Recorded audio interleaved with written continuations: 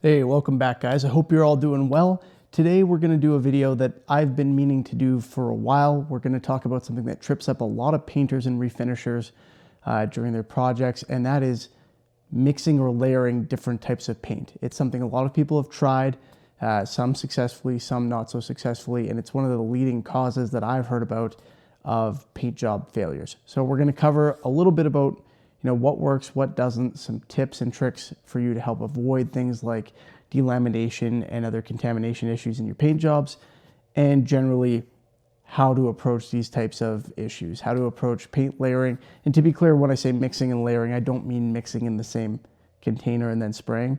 That's lunacy. We'll cover that in a second. But it's not uncommon for people to try and top coat with something that is a different paint system than what they're using underneath. And there are good ways to do that, and there are bad ways. And if you get it wrong, you can end up in some trouble. So let's talk about how this works. So if you're just looking for the quick answer on this one, and I know some people don't like to tune into a video for more than a minute and a half, the short answer here, or the main tip, if I can call it that, is test. Okay, make sure if you're using two different types of paint that you're testing if they're going to work together before you work on your actual project. Two items might look like they should be compatible, and in fact they might be the same type of paint, but that doesn't necessarily mean that they work together when layered.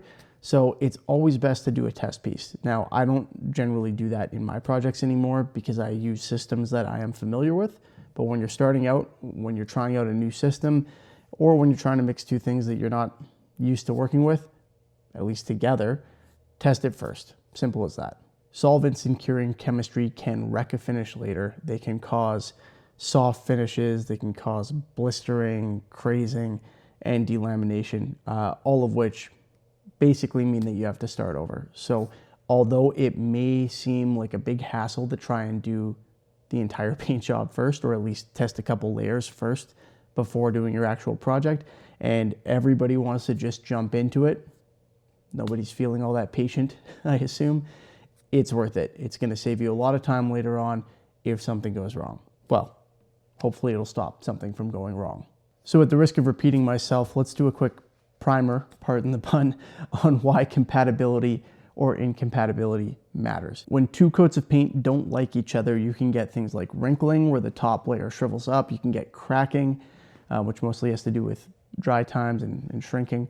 You can get blistering, you can get fish-eyeing, where your paint pulls away in little spots, although that's more a contamination issue, and you can get full-on delamination. All right, so these types of things happen when, for example, the solvent in your top coat is stronger than the solvent in your base coat, and it softens it, eats away at it, that kind of stuff. Or when two paint types just don't really like each other. And again, testing is one of the things that can help us prevent seeing those types of reactions, but it's not the only trick. There are things that you need to know about which paints you should be layering on top of which, and about how to properly go about doing that. That can save you a bunch of trouble and a bunch of tests that just aren't going to work. All right, let's get to the specifics a little bit here.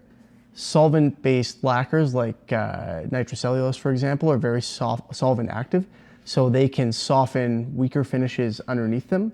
Whereas like a polyurethane or a polyester, very solvent resistant, okay? And that's why they're used, like polyurethanes used on cars, for example. You use them on motorcycle gas tanks. Please don't do lacquer on that because it'll dissolve if you spill gas on it.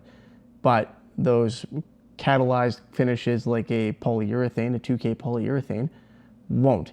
What this means is also the solvents from the lacquer won't bite into that surface properly. So spraying a lacquer over a polyurethane, a bit risky, right? You need to let it cure, you need to sand, you need to give it mechanical adhesion and possibly some kind of primer.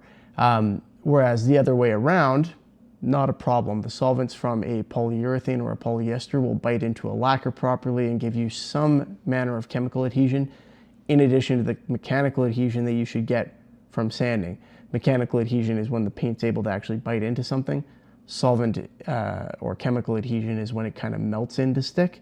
So there's an easy one. Lacquer on top of poly, risky. The other way around, less risky. Now that's assuming that the lacquer is fully cured and properly prepared, of course, which basically means sanded. Now on the other side of this, we have waterborne finishes, which are a different beast entirely. They behave completely differently, and they don't have those strong solvents in them. So you can run into some serious problems trying to mix waterborne paints with solvent-borne paints. Now with that said, one of my favorite systems is using the Auto Air water-based acrylic paints and top coating with a 2K polyurethane.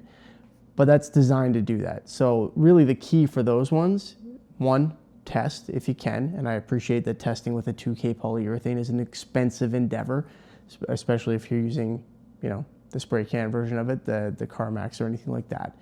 But two, just make sure you're following the manufacturer specifications. So the Auto Air stuff, if you read the tech sheets on that, it says use an automotive 2K polyurethane over it.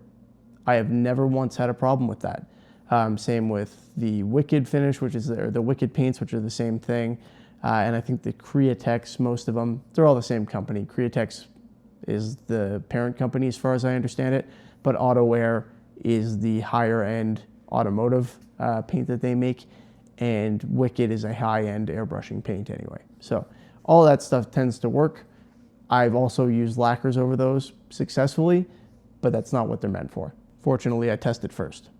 Now let's get to some practical tips for how this works, okay? First of all, and I said this earlier, we're not talking about mixing two different paint types in the same can. Don't do that. It sounds obvious, but it isn't to everybody.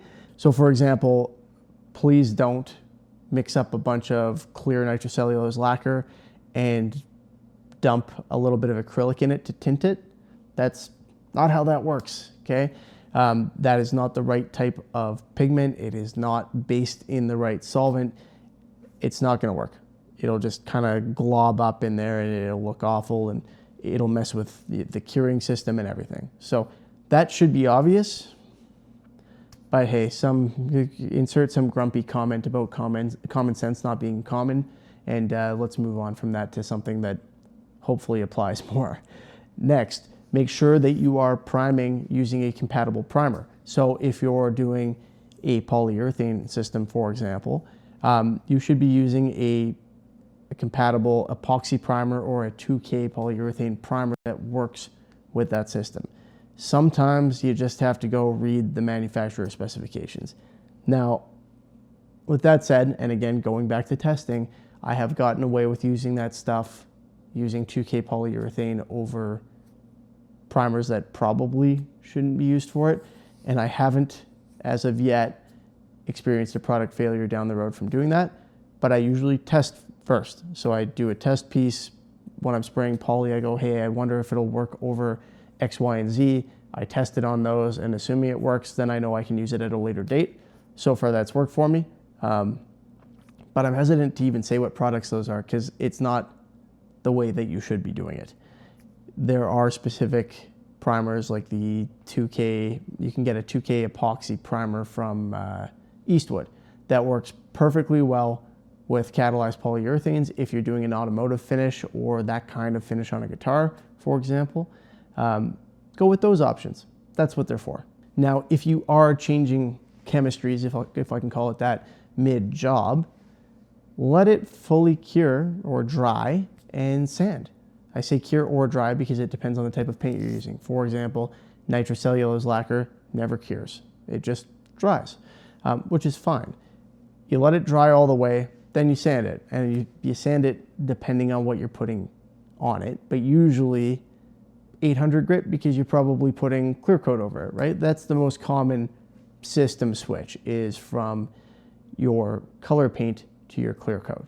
So clear coats are often a different paint composition than the colors that we use. Not always, but it's not altogether uncommon.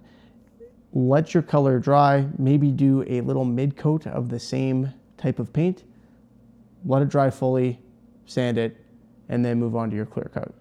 And so again, going to an example of this, if you're using, for example, an acrylic lacquer, do your acrylic lacquer, put on a coat or two of clear acrylic lacquer, let that dry fully, sand with 800 grit, for example, and then you can go over it with a nitrocellulose if you decide to, test it first, or a catalyzed polyurethane, for example. Similarly with nitrocellulose lacquer, if you want to do that, put on a couple coats of clear, let it dry for a few weeks, sand it, and then move on to your poly. If you're doing an acrylic, there are acrylic clear coats. You can do the same thing. You can use an acrylic clear coat as a medium, as a mid coat, let it dry fully, sand it, and then move on to your solvent-based finish, and that should help alleviate at least some of the risk of having a meltdown, if I can call it that. You still do run a risk of it softening the coat underneath, but that risk dissipates substantially if you let it dry fully before you move on. So guys, that's the gist of it. I do recommend having a little test panel or set of test panels kicking around for you to do testing while you're using various types of paint in your shop or in your garage or wherever you're doing it. Get a few of them. You can get them online. They're cheap, pretty straightforward. If you're doing guitar finishing like I often do, have wooden test panels, okay? Have something that's gonna emulate the circumstances that you're actually painting under and try out the finishes. And that's the easiest way to avoid having problems. You test and make sure that things work.